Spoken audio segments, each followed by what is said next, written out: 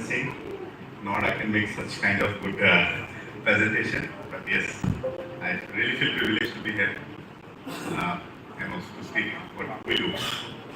Thankfully, in 24 years, I don't have any cancer, nor my family have, and I think everything comes with food.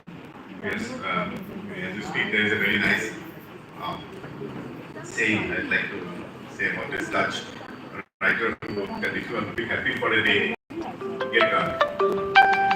If you want to be happy for a year, get city job when he came to a village and he started farming. I was very fortunate in that way that my father started a small farm, and since last 24 years I've been trying to do what he has visualized 50 years back. So we cannot do big things in our life, so we are too small. So that's why I concentrate mostly on a particular thing called seeds, because seed is what life starts with. And then I realized that in the whole of India, and now being the largest population, we don't have any research being done on the seeds, because seeds will bring all the other factors like fertilizers, chemicals, and everything. And it's a big game plan of all these multinationals to bring their chemicals and fertilizers to seeds. And it's also, the government are also hand in glove, because they're also like supporting us with subsidies for fertilizers, chemicals, as well as free distribution of seeds post green regulation, but we never have a green regulation. So we initiated a small project of how to do the maintenance breeding of old varieties which have got good taste. It's proof that they have got more nutrition, they have more color, more antioxidants, and many more. And there was also a very good research being done by Food and Agriculture Organization, along with the organization called FIBL. FIBL is the largest and one of the oldest organizations that does research on organic farming, and they are doing a trial called the DOC trial on carbon sequencing, and they proved that only organic farming and small and marginalized farmers can only feed the world, and with healthy food. So if I go back to the places that I work, mostly in the hills of Nagaland, Arunachal, and few other places, I'm very shocked to see that people of 80 years are still working hard.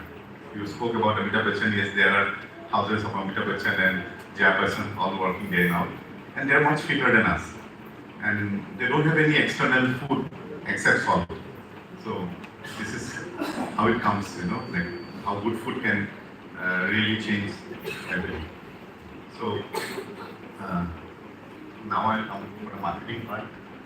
So we initiated a small project called Bubble Greens, and we are the first certified seed company in the country with around 800 varieties of vegetables. And the basic thing that we do, our selection, what Mendel has taught us, we don't do any rocket science. We try to keep on selecting the best of the best so that we can compete with hybrids, because now people always compare with that. Number two, we started a breeding program, first of its kind in India, to have varieties that are suitable and those are resilient to our climate. Because most of the seeds are, 99% of the seeds are gene tempered now. They are mostly cytoplasmic male sterile. We cannot grow the seeds year after year. So, and we don't have our seeds as well, because if you see like Northeast India, only Ubergen, like brinjal are a country of origin. But now, because of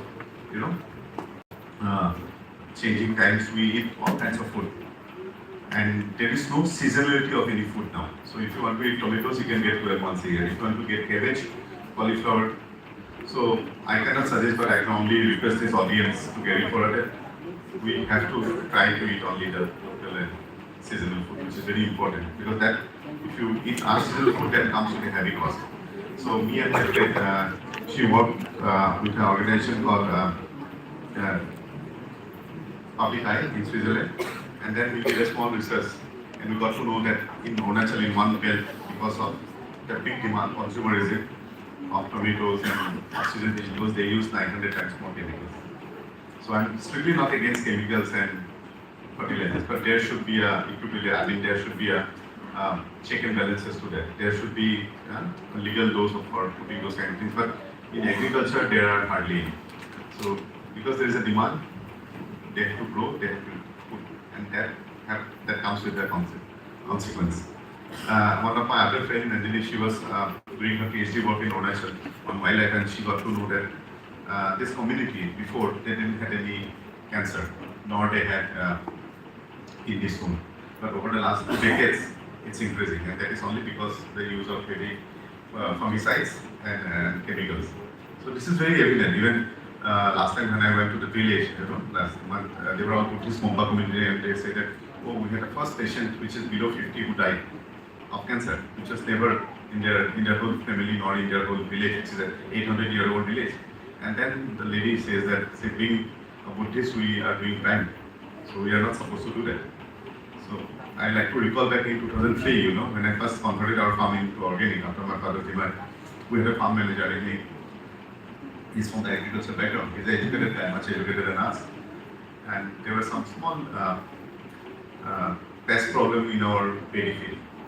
So he advised us to dry out the water, put a particular chemical, and then leave it for 3 days.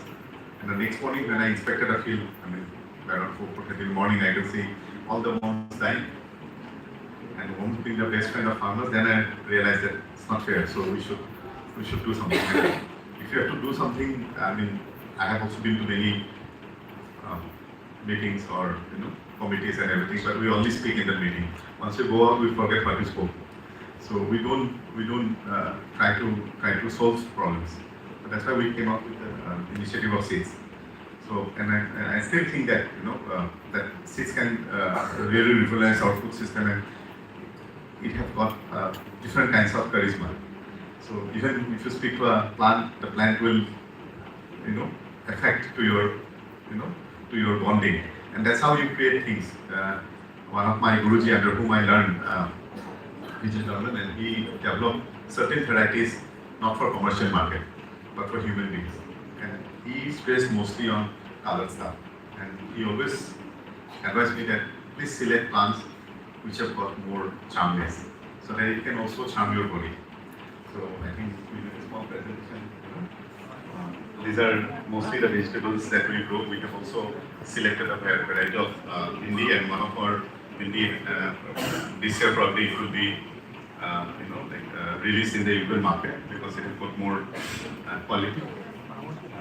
And we do around 417 varieties of tomatoes, and you can see the color. So maybe post cancer care, I'll take the part of treating people the way we do it, and it really gives you a nice, paletic, carry substance. So even these capsicums that we grow last year,